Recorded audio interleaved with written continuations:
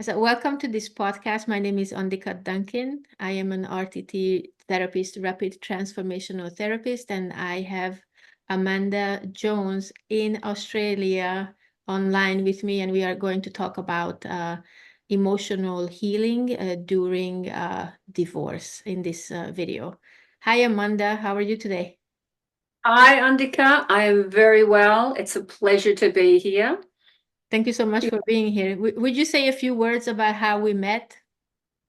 We met in February in Dubai, and you and I were in the same group. We were very blessed to be put in with 9 individuals in our group, and we hit it off. And you've become like a sister to me.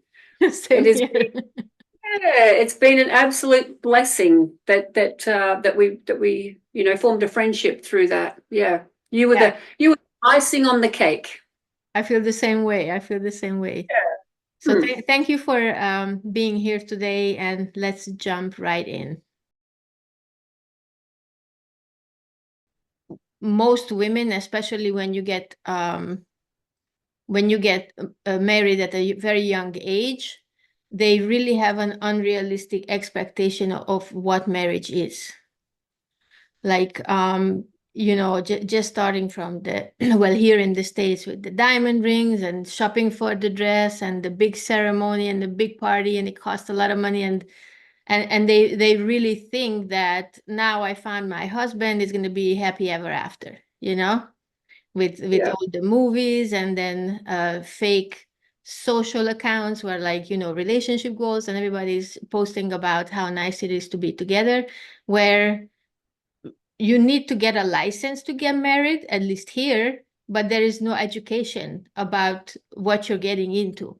And once the honeymoon is over and they start to live together, at the beginning, probably both of them work until the kids arrive, and then from there on, that part is something that they are not ready, because you become a mother and you change as a woman. But the men, they still work the same way as they did before, so their mentality, their mindset is not changing as much. Of course, obviously it does, because they are parents also, but like the happily ever after changes, because you have to deal with so many different things, and the relationship between husband and wife changes. Like it's not it's not a romantic relationship anymore, but it's more of a relationship of duties.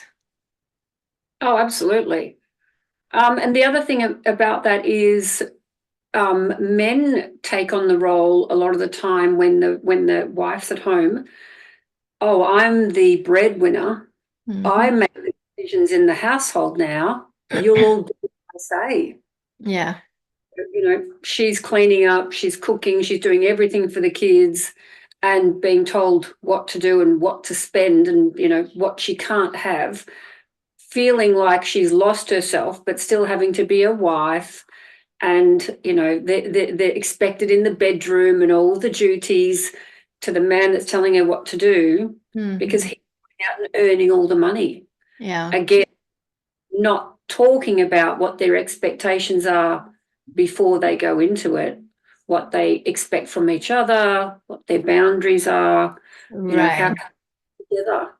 Yeah, how we're gonna raise the kids, how who is going to work, how much importance do we add to the household chores? Like, is the husband helping at home at all?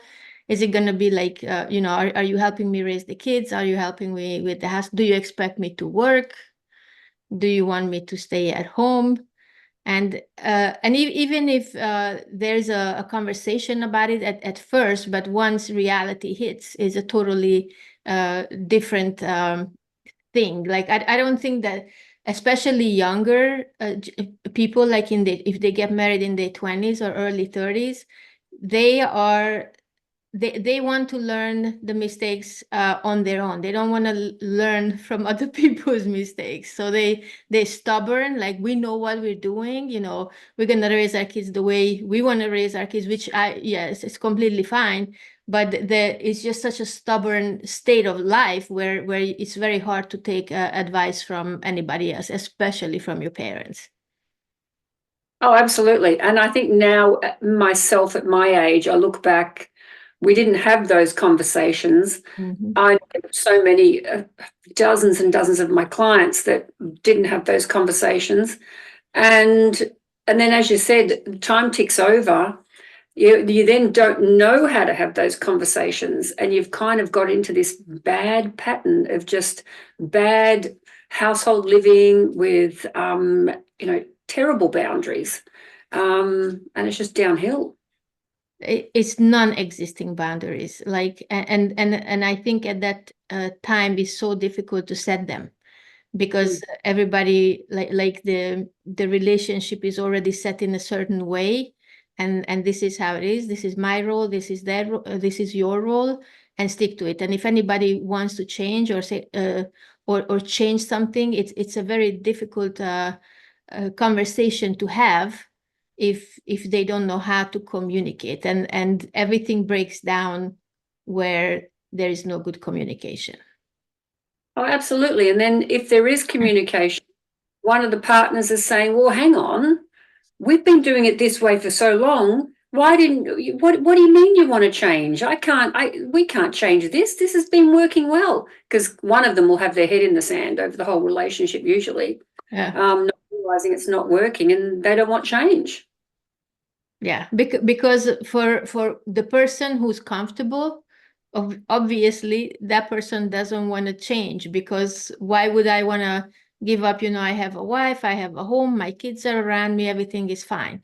But and then when you start bringing up the conversation, if the woman is brave enough, because I think at many times, if this is the dynamics of the relationship, the woman kind of feels a little bit under the husband, like the husband is the god, and it's very difficult to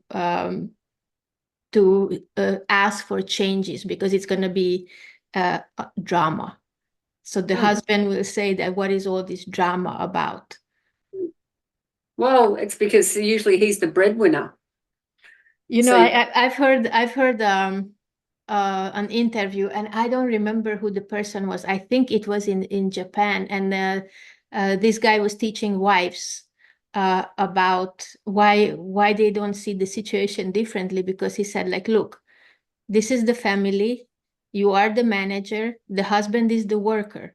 So you send your husband to work, he comes home, you take the money and you manage. Like he really turned around the roles in a way that the woman was in charge. Like the roles changed, the feminine energy, masculine energy. And then again, when you are the woman who is in charge, now you are in your masculine energy, and then the husband will be more of a wimp, for lack of a better word. And when the woman is not in the feminine energy and the husband is not in the masculine energy, again, it's not going to work out, because it's just not. no, I know plenty of women in that situation, and they control the finances. The husband does most of the work. It might be a family business, and they do everything. They organize holidays, they pay for everything, they pay for meals, they're out for dinner, they take the check, they do everything. So the part the man plays is he goes to work and earns the money, and she actually never gets that feeling of being taken out or taken care of, because she's taking care of all of the bills and planning everything. Yes, and I think that if the marriage goes south because the woman has to do all of these masculine things in the marriage, there's going to be resentment. Well, usually on the side of the woman that's doing everything, because the man that sits back and doesn't have to organize anything, he doesn't think anything's wrong. No, they will think like, where all of this is coming from. Mm. You're going crazy. What are you talking about? You never behaved like this before. You always organized everything. Why do I go to work? Why do I have to do anything? Yeah. It's kind of they kind of like, I'm going to say it really bluntly, in a way they kind of chop their own balls off, by giving away part of that. They think that's all they need to give, yet it's actually very masculine to you take your wife out for dinner, or even if she's organized it, that the man steps up to pay the dinner or open your door, or you're really giving away a lot when you take on everything as a woman. Because at And that he's point, go ahead. no, I was going to say, and he's giving a lot by giving her the power to do everything. Or she's taking it because, Yeah. like, Yep. okay, I right now I'm working with somebody, and the problem is that from a young age, she already felt that she had to be in charge. She had to control everything. When the wife is the control freak, like everything has to be a certain way. Don't put it there. Why did you wash the dishes? Why, like there's so much control. And once it starts, it's okay at the beginning because, oh, she's taking care of the house, but then it can really get into a overboard, like it's getting too much, and like everybody's walking on eggshells. I had that with I'm going to be completely honest, with my second husband. As I couldn't put a glass there, I couldn't put a teacup there, or and he'd say it was there for 3 days, and I had lessons many times over how to pack the dishwasher. I mean, we had a counselling session on how to pack the dishwasher because I didn't do it properly. My argument was, well, they may go in differently, but they come out the same. Like it was just, it was simple, but it was really controlling everything. But at the time, I had a lack of self-worth, Yeah. and I was in the relationship after a lot of other drama in my life, thinking, well, this man's an educated man, and he wants me in his life. Okay, so I will go along, and I will walk on eggshells, and I will put this away and I'll put that away and I'll do everything right all the time. It's exhausting, really exhausting. It is for me in my marriage. I couldn't decide anything. Like everything was, we went where he wanted to go. We did what he wanted to do. Like for example, I from a young age, I know how to sew, and that was like a hobby. And I wanted to get a sewing machine, and he told me that you can. Why would you sew? Like you can just buy the clothes ready. And I'm like, it's a hobby, Like I wasn't allowed um, to do what I wanted to do. He even told me that I cannot wear makeup, no nail polish, nothing. I said, I'm a woman, because he had that control that if I look good, maybe somebody else would look at me, and that was kind of like a way of him controlling me. And I was the same way. I was like, oh my God, I didn't know myself. I didn't even know how to communicate back then. I didn't know my worth. And of course the relationship went south. It's funny, when you sit back and say, I didn't know my worth, and you would, I get it from you and you get it from me. We look at these strong women we are today, and Mhm. I just go back 5 years, or for the rest of my life, and go, wow, how all of these people that I'm not going to say they controlled me or they walked all over me, because I allowed it to happen, because Right. I had no boundaries. Literally didn't know what they were until a year ago. So I think this is exactly where this is why marriages don't survive, because of the communication and no boundaries set early on. Mm. And Well, I think, like in my relationship and yours, I'd say they had boundaries. They yeah, had solid boundaries. And you and I did everything I was told. And don't do this wrong, and don't do that wrong. if I ever like spoke up about something, I'd be like, get back in your corner in a way, you know. Mm-hmm. I was stepping on their boundary. So they knew exactly where their boundaries were. Yeah. And then it was drama. You know, we were always labeled the drama when you dare to say something. Mm. It's frustrating as a woman. I had a client in yesterday, and she's been in a bad marriage now for 25 years. She is uh 47, and her husband's awful. And she just thinks she's going to stay for the children. Yeah. Okay, let's Um, talk about that. yeah. Okay.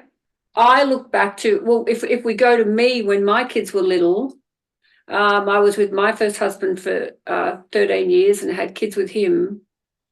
But things were so bad. He was very abusive, verbally abusive. Mhm. And but I knew that I couldn't stay for the children. So I left, I left. I've told you the story. I didn't have much money, blah, But blah, blah. how did you know that you couldn't stay for the children? What was it that made you decide to leave? Well, I had shocking anxiety and panic attacks every day. And then I'd be quite happy when he wasn't in the house. And then come 4 o'clock, my heart would start racing.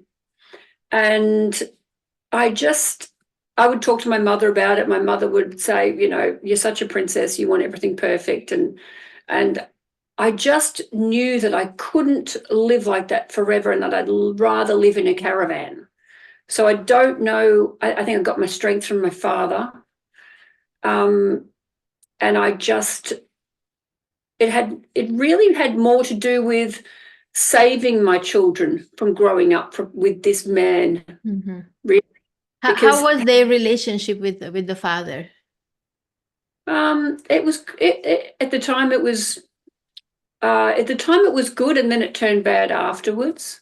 Mhm. Um, there was more control, and um, he got into another relationship, remarried, and then she tried to control us, and there was a restraining order, and there were police knocking on my door, and there were him taking the children whenever he wanted to and ringing me late at night saying, "Ha ha, I'm keeping them," and then turn up 3 days later with them and say, "There you go, ha ha." So my life was like living with it's Days of Our Lives. I don't know if you know that TV show Days of Our Lives, and it was very hard. And when the time came to actually pull them away from him, we had all this drama. And my oldest daughter wouldn't talk to him on the phone, and I'd say, "What's wrong?" And she'd go, "Mummy, it makes me feel yucky in my tummy when I talk to Daddy." And I'd say, "What does Daddy say?" And Daddy says, "Why didn't you call me? You make Daddy sad when you don't call me." So she didn't know what guilt felt like, and he made her feel guilty. Mhm. So that was a big decision to pull them away. And there were no contact orders, and we'd been to court, and there was a lot of stuff in there that I don't need to go on about. But she was quite happy to move away, and then he just switched his phone off and disregarded them and wasn't in their life at all. So it was What a it was blessing. yeah, they see it as a blessing now. It was very Right. hard for the youngest one, the 4-year-old. She was in counselling from about 6 years old. And the counsellor said, "Amanda, it would have been better if he died because she would have had closure rather than have a man that just cut his phone off and walked away." Mhm. I'm talking to a friend of mine in Hungary right now, and she has two kids, two little boys. She just moved back to Hungary from Germany, and the husband is working in Germany, coming home to visit sometimes and goes back again.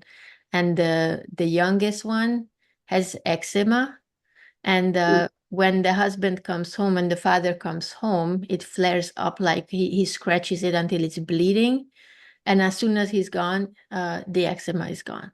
And that's one of the, like you said, that your daughter had that sensation in her stomach, like Mm. like really we don't know now today what we do with hypnotherapy. We understand how these problems in the body show up as a role. So it's doing something, but when you're a kid, you don't know why you have pain in your stomach or why you have eczema, and Yeah. it can stay with you forever. Well, at the time when Alex, when they were still seeing him in the end, and Alex was going through this guilt, Shelby would come home from his house, and she started getting hives all over her body, like all over her body. Her whole back was just inflamed. So I had to take her to doctors and Chinese medicine and go off all sorts of food. And the crown of her head here went frizzy like African American hair, Hmm. completely frizzy, because of the nerves in her head. She just wasn't coping. Yes, because like what my friend told me that the little boy takes all of the problems. They fight. They fight, and the kids hear the fights, and I don't know, maybe 4 years old. I'm not quite sure. He thinks that it's his fault because Mm. at that age they don't really understand. They cannot say that, oh, mommy and daddy are fighting because they have a problem, but they just think that I'm here and they are upset, so they probably upset because of me. They internalize everything. They take things at face value. They don't have the logic to say like, oh, that is overreacting or that is mean. They don't understand that. So when they take the blame upon themselves, this is when all the physical signs come up, skin problems, pain, Mm. anxiety, stuttering, Mm. all kinds of problems come up because they think that they are the problem of this breakup. Well, my oldest daughter, when she was 2, she got a condition called nephrotic syndrome. Her antibodies attacked her kidneys. She had to go to hospital for 2 weeks. And she was on constant cortisone for 3 months and off it for 2 weeks and on it again for 3 months. This went on until she was 9. And she started to grow out of it just as I started to pull them away from him when it got bad. And then we moved to another state, and she never had a relapse again once I moved her away from him. Yeah. It's Fascinating. it's amazing how the mind makes up things to um this is the internal dialogue that your mind is responding to. So we don't even know what these kids are thinking about, but because we think that they internalize that they are the problems, now the problem gives them a solution, and the solution is the pain, the anxiety, the itchy skin. It's awful. It's awful. And it's amazing how during hypnosis, when we hypnotize somebody, we can go back and find these answers, right? Hmm, absolutely. Um, I was going to say, and during the time when things are going bad in my relationship and in many people's relationship, lack of communication, and a lot of mothers, because I hear it from mothers, they tell their children what's going on and what the father's doing. And then the father's telling the children what the mother's doing. Mhm. Now, the kids would ask me, what's wrong with daddy? Now, I had a bit of an odd mother, but I had a wonderful father. And I knew that how I spoke to my children affected them. So they would say, why is daddy doing this? What's wrong with daddy? And I just say, daddy has a headache. Daddy doesn't feel well today. And that's all I would say. They didn't need to know what was going on, because that's a bigger part that really screws them up. I think people really don't realize, and maybe if people pay more attention to psychology, and we are, because we are in this business, but the average person does not understand how words affect other people, like The biggest the power of the words. the biggest hypnotist in a family is the parent. Yeah. I'm going to hypnotize you. I'm going to make you believe anything. Yes, because the kids don't, like, up until the age of 7 or 8, they really don't have a logical brain, an analytical brain. Their brain waves are slow as when you are in hypnosis, for real. Mm, That's how kids don't really, like, if you want to learn a new language today as an adult, you would have to sit down and learn the alphabet of that language, the grammar, how to make a sentence. But kids acquire a language. They don't learn the language. They acquire. They just mm. they just listen. They notice things, and like, okay, if they say these words, this is what happens. So they figure it out. It's a totally different brainwave when you can just learn something. And I think even today there are like language programs where they kind of use the subconscious mind. Like you can actually sleep and learn a language. That's how kids learn, because their brains is like, you are so suggestible at that age. It is. It is fascinating. That's why kids can learn so many languages when Yeah. they're little. To Yes, feed. but it goes the same for everything else. So whatever is happening around that child in the Mm, family, they are learning how to act, how to behave from mm, what they see at home.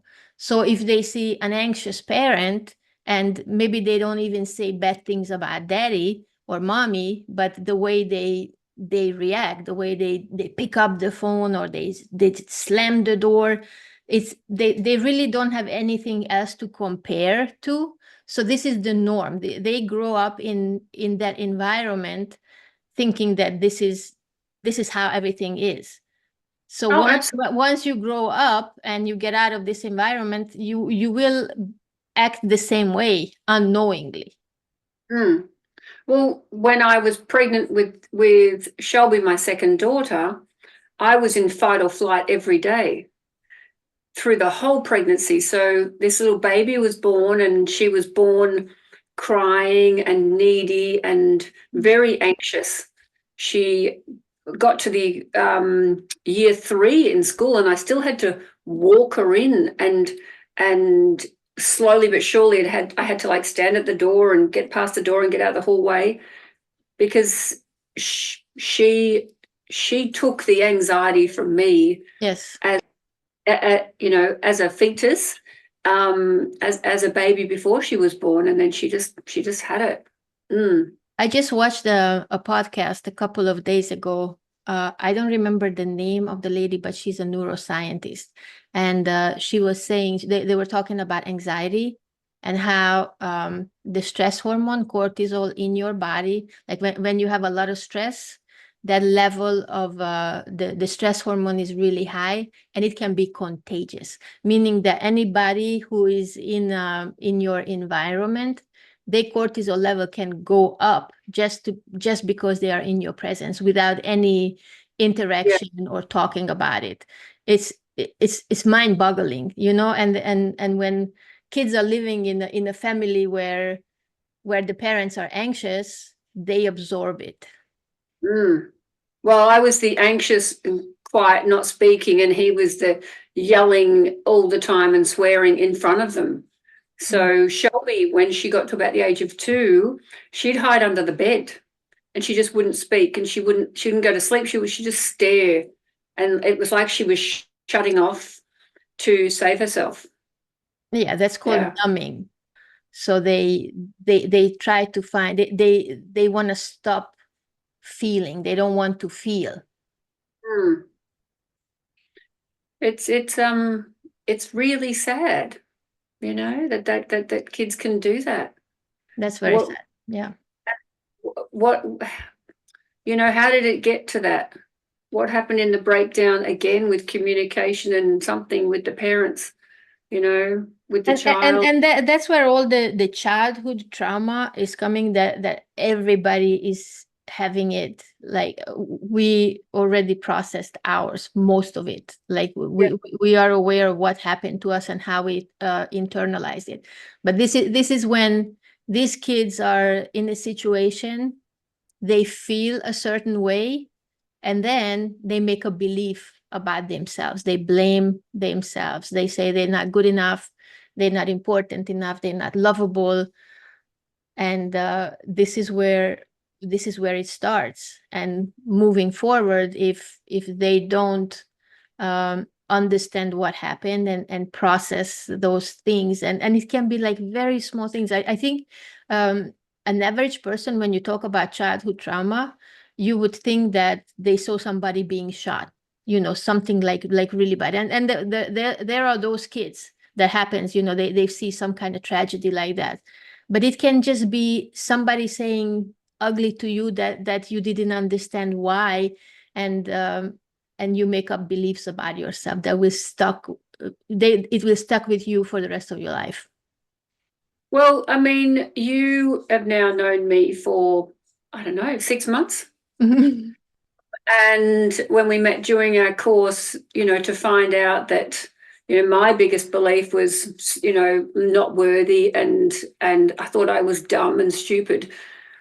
That came from my childhood, from always being told that I had a bad memory, and then I was dumb at school, and I didn't know how to learn, and I'd get in trouble for not looking at books, and I just didn't understand because I was told all the time by relatives and whoever else around me. I don't care to name them all.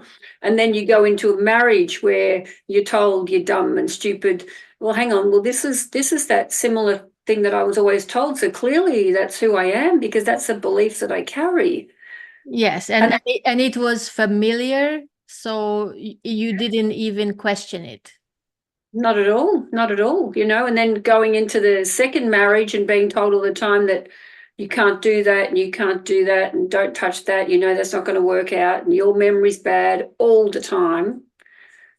So when I started the course, I had a serious case of imposter syndrome, and I'm dumb and stupid, and how can I do this? Who am I trying to fool? And then when I met you and the others in Dubai and got hypnotized 4 times and used the same presenting problem, I came away, I don't even think about it anymore. Mm-hmm. But isn't it funny that we drag these? I mean, and mine weren't beliefs as in, I was traumatized because I saw somebody die and I was scared or anything Right. like that. Yeah. But our pain is pain, and it's all relative to us. But we drag them through life, and they're not tangible. We can't touch them. It's in the past is over. And yet we're still making the past present every day. Yes.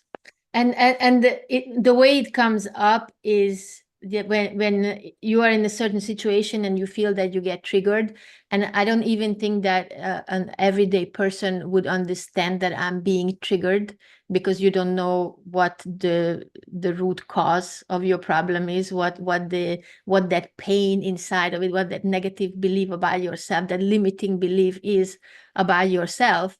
So this is when you just say like, well, this is all I know, this is who I am, and you call it a day. And Mm. you would live your entire life the same way, from being hurt as a child in a traumatic situation. Maybe it repeated a few times, so you internalized it.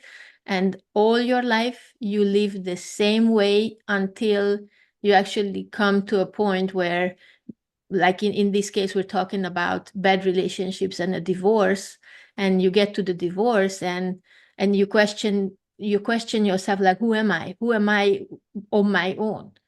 Like, now I don't have the husband, I don't have the income that helps me with the kids. What am I going to do? I was a stay-at-home mom, maybe I will have to start working. Who am I? And that's even if you don't go through a divorce, the midlife crisis is about the same thing, because something will just trigger that question in your head.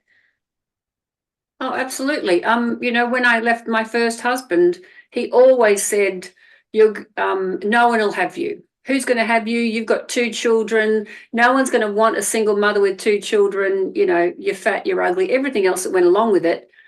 But when push came to shove, he said, I'm going to make you fail. You're going to fail because you know nothing. I'm going to make you fail. Now, I hadn't worked for 7 years. I think it was about 7 years or 8 years. I did the same thing. How am I going to survive? Who am I? Like what's going to happen? But the drive in me, luckily for me, is bigger than me as a person, and I knew that I had to leave to survive. But I still left with the in the back of my head, oh, I'm stupid. I can't. Don't get out of it. Don't change your lane, Amanda. Stay in your lane because you don't want to get too big for yourself. Yeah, yeah. But luckily, you found the RTT, And and we're on a freeway now. isn't it unbelievable how fast it works, and how like really once you process, once you find out why you think a certain way and why you are the way you are, you actually realize that nothing is wrong with you. It's just the stupid beliefs that you took for granted, like this, you made up all these things about yourself, and now you understand that they were all lies. Mm. Like we've just been lying to us. We might have heard it, and we could be like Teflon and take it on, but we let that voice come in and then we retold that lie to ourselves Yeah. without being our best friend. So that's the programming that is happening in our head, in our mind, because the way the mind works is the more uh, you repeat the same thing, it will take it as a program, like you're running on that program, and you don't question it anymore, because it's every day is going to be the same reaction to the same kind of situations, and again you will just say, this is who I am. But now where you start questioning, like, who am I, how am I going to do this, there's a divorce, now I have to survive. I think the first problem that women face right after a divorce is doubt and fear, because they are doubting that they are actually able to survive on their own, and then the fear of how am I going to do it, because it's unknown. A lot of them go back. Yes, yes, because with the doubt and the fear, they are being triggered again with the same wounds coming from childhood, and they doubt themselves, like, oh, I cannot do it, like all of the internal negative talk will come up, like, I'm stupid, I cannot do it, I'm not gonna survive, and then either they go back, or if they manage to step out because they just have that determination, what you said about yourself, that you had to make it happen, then you move on. But most women still don't learn who they really are. They just try to figure out how to move forward, and they will, because there is that survival instinct, that I have to make it. I have kids to take care of. I have myself to take care of. So you will. It's a very scary situation to be at that point where you are on your own, and you don't have an established income that can support you. That, I think, that's the hardest one. Yeah. And I think also, where are your role models around you? I was lucky that I had my dad. My dad was my rock, and my older sister. Um, and they were helping me move forward.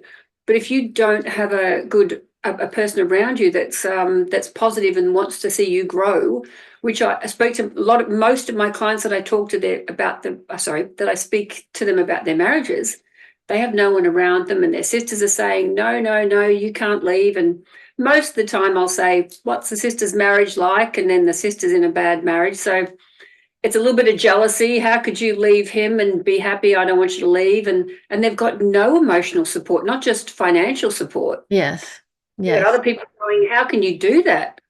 And I think this is exactly why it's so hard for them to actually come to the point to find to look for therapy, to find some answers, because they don't even realize that it's available, that it could help them. Like, they still doubt themselves, like, nobody's there for me. I'm just on my own. Mm, And when, like, it's kind of interesting to think about that, if you have nobody to talk to, even if you are in a good marriage, but you don't have anybody to talk to, and you bottle up all of your emotions, all the stress, all the tension in your body, then you should really question, are you surrounded with the right people? Because I think if you, and it can be your, as you say, it can be your family. Most of the times your family that is around you, like immediately. There might be some friends, but even friends and even church, like Mm. it could be another way to go. You feel so vulnerable to actually say what's bothering you. So when they ask you, like, how are you doing? I say, oh, I'm doing fine, thank you for asking. And everybody's like, oh, she's fine, okay, she's going through divorce, but she's fine. I suppose in my situation with my clients, because they're laying down in a bed in my room while I'm, tattooing them. Like the lady yesterday, she said to me a couple of times, I've never told anyone this stuff. Mhm. And, when she did leave about an hour and 15 minutes later, she was like, oh, I feel so much better, and just because I allowed her to speak, and I also spoke about my experiences, which gave her the little window to go, oh, I recognize that's what's happening to me. Yes. And then she started to realize that, oh, hang on, that's not right. I should be treated better. I should, I said, you've actually got to start with treating yourself better, Yes. treating yourself better and expecting better from others. But you're not going to get that until you treat yourself better. Yeah. So, like in the second half, what I want to talk about a little bit is hypnotherapy and what we find with people when we hypnotize them, and not necessarily divorce, but it of course applies to a divorce case because you are going through just so much emotional pain.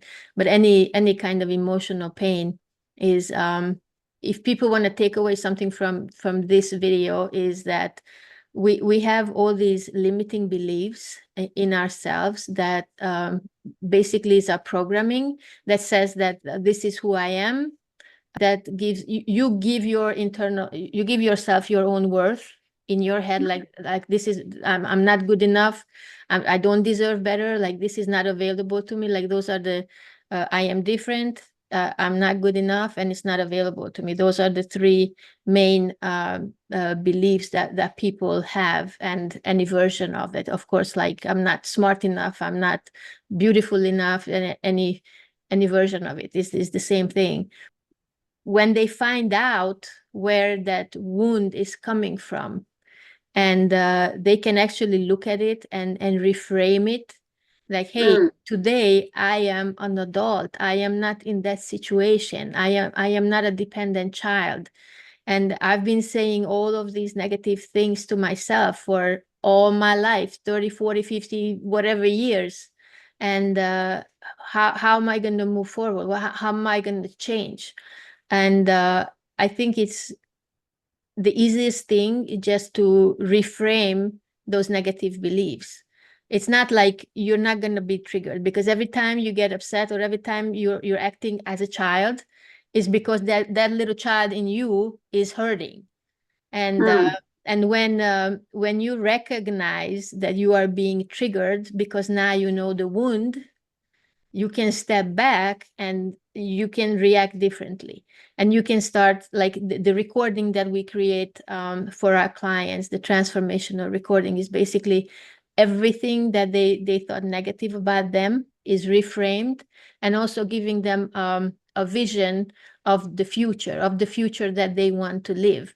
Because we ask them, like, if I had a magic wand and I could give you what you wanted, what would your life be like?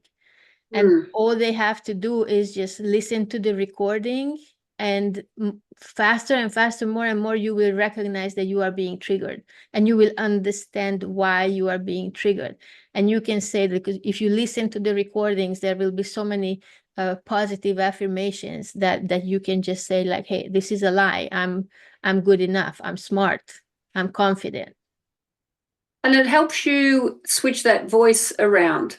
Like it comes in and you actually, well, I used to tell mine to shut up. I gave it a name actually. And then it helps you flip those negative comments Yes. to positive ones. But what's funny is that the beliefs come from, say, one person telling you something, Mhm. um, and then for the rest of your life, it's you. It's Yes. not that person telling you 40 times a day that same thing. It's just you telling yourself that same all the time. Yes. And I want you to say that remember when you talked about the Easter Bunny and Santa Claus? So, like we all used to believe in Santa Claus and the Easter Bunny and the Tooth Fairy. And then one day we didn't. And we never questioned it. We were actually quite excited to find, well, I was, to find out that mum and dad bought the gifts, or it may have traumatized kids slightly somewhere to find out, but we don't take that through life at all. Could you imagine me at, my age going, no, I still believe in Santa Claus, I want to. Like, you'd put me in the nut house. Seriously. And it was just a belief, and that belief you could let go almost instantly, because it kind of gave you like, oh, I'm a grown up, now, Exactly. now they can tell me the truth about it, and And life goes on. So the same thing is with hypnotherapy, that once you find out your limiting beliefs, and you realize that it was a lie, life goes on, and you will never miss them. I know. I was trying to I actually was explaining to a client the other day about her belief that her mother told her she was ugly all the time. And I said to her, okay, I want you to imagine your mother being like 2 foot tall with a really squeaky voice. And Yeah, she yeah, yeah. started laughing. And I go, that's exactly what I want you to hear when you think about your mother telling you you're ugly. She's down here going, you're ugly, you're ugly. Yeah. She's just like, oh, wow, that puts a whole new spin on it.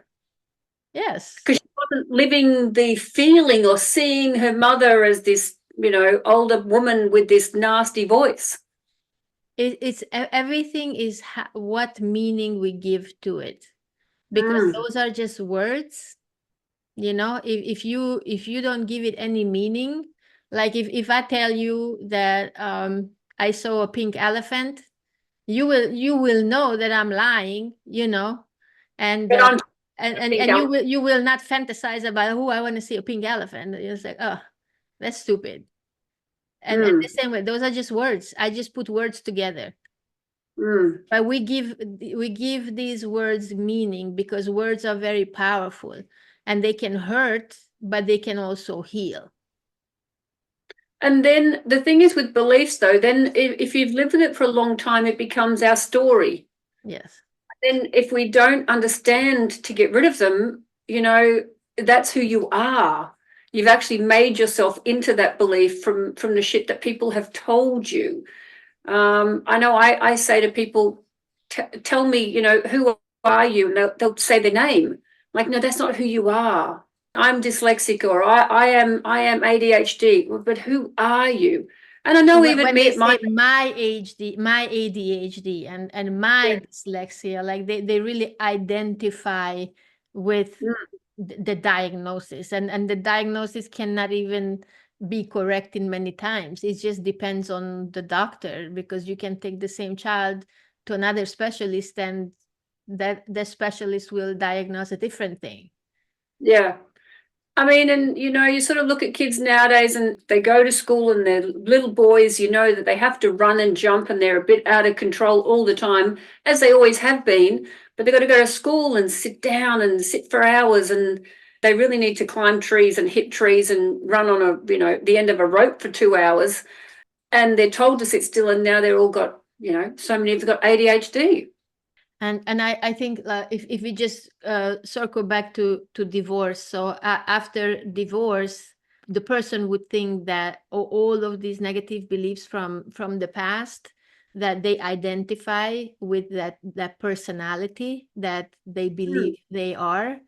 And I think hypnotherapy is a very effective tool to help somebody overcome that fear of change. You don't feel that you will be able to make it, because once you understand who you really are and nothing is broken, just the Mm. beliefs that you made about yourself, you can overcome it so quickly, because you can see that why would I want to be in a relationship that does not serve me?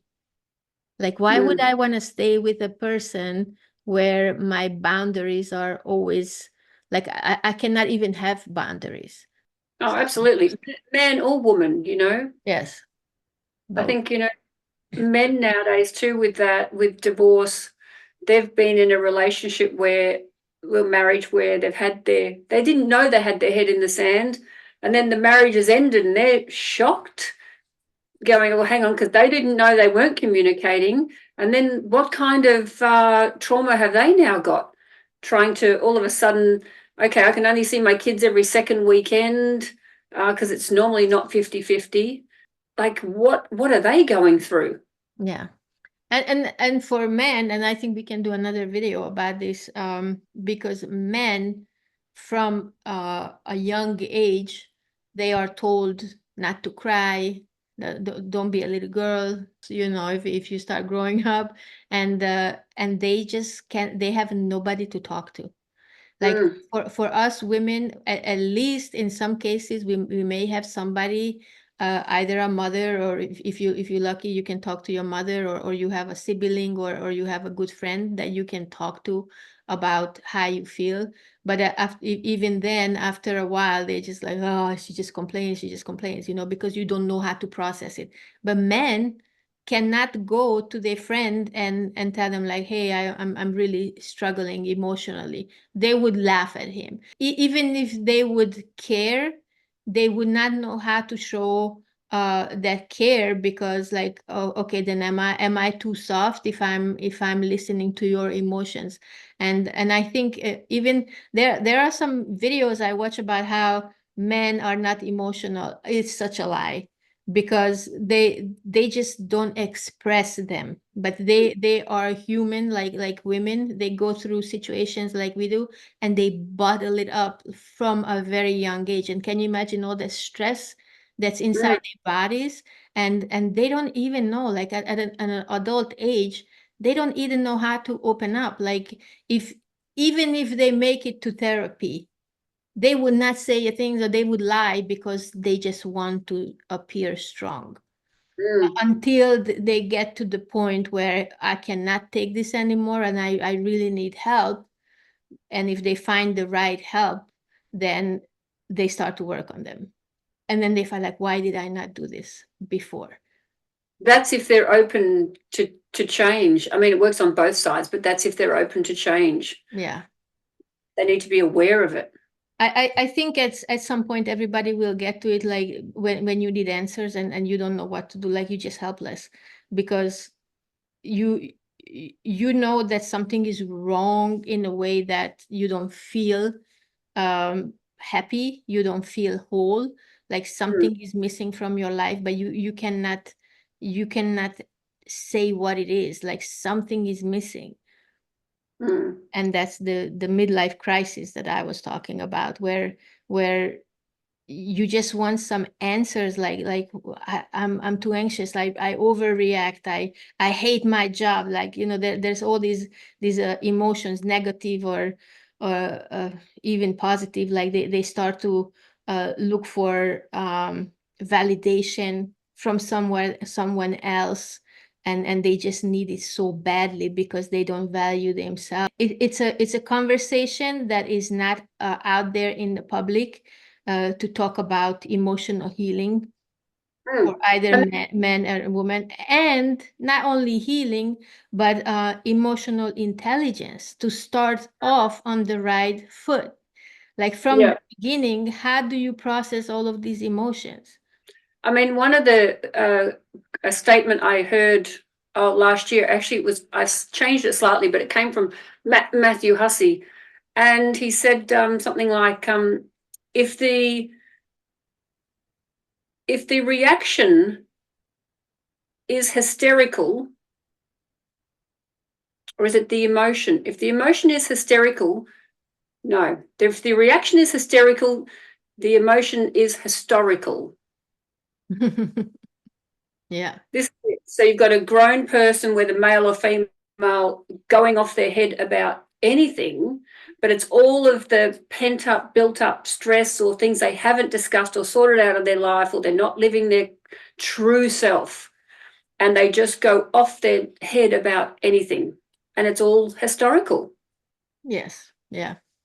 And I think we could actually end with this, that like right now we are done with the course. We are hypnotherapists, and we are helping people overcome all these negative beliefs from the childhood, all the pent-up emotions from a long time ago in such a short amount of time, that it's Mm, possible to move on. And we are the living proof that it's possible. I actually find some of my recordings and messages from like last year, when I talk about my emotional problems, and I'm like, oh my God, I don't think like that anymore. It says like, I just got triggered and this is who I am. I have this recorded with my own voice. And wow. and now I know better, that now when I'm not saying that I processed everything and I'm a 100% new person. I just know who I am. I know where my wounding is coming from. And even if I get in a situation when I will get triggered, I recognize it and I don't have to react to it. Mm, I can just let it pass. I I accept it. I know that I'm still working on something, but I'm not reacting anymore. mm, mm. You And know, I think it's such a nice, peaceful way yeah, of living, to have peace finally. going into the course, because I had such low self belief of myself, I had such panic attacks literally over knowing there was going to be an exam. I've never sat an exam in my life. So then when, I did the hypnosis in Dubai with you, and we worked on, learning and memory and all that. And I came back not even thinking about it. And when I sat the exam about a month ago or 6 weeks ago, I actually, no feelings came up. I just sat here and thought, I'll give it a crack, see how I go. Yeah. I wasn't even bothered about it. And then I was like, oh wow, I passed. And So isn't it just liberating to be free of all of that negative shit that we carry around for all our lives? yep, And then yep. finally is like, like you can breathe, you can sleep, you cannot worry about things anymore. I mean, and mine was probably 3 full sessions, and that was all about the different things to do with learning and memory. I didn't have to go to therapy for a year and talk to people about, Yeah. all these things. It was just done, and then I stopped thinking about it. Yeah. And It's now I say to myself, I have a fabulous memory. I remember everything. there you And go. then if it doesn't come to me straight away, I'm like, it's okay. I have a fabulous memory. It'll come to me soon. And it literally does. Right. Actually happened twice while we've been talking. I kind of lost my way. In my head, I'm like, it's okay. You'll remember. And it just flowed straight back in. Yeah. It's fantastic. Yeah. I think we can do some more videos about, well, men's emotional healing, and also go deeper in the subconscious mind of how the mind works, Mm, because I think it's fascinating to actually understand how what power our words and our thoughts have. And if they could cause us all the trouble that we've been through, even disease in some cases, in many cases actually, then the same way our thoughts can heal everything. mm. It can I mean, undo all the damage. I know that I used to get psoriasis when I got stressed all the time. I'd start scratching my head. Um, I get it occasionally now, but I'm now like, okay, what's going on? And I know that I've probably got too many plates in the air. Um, but yeah, it does come out in your body. Well, thank you for this conversation with you. That was awesome. Oh, it's always a pleasure. We will always catch up.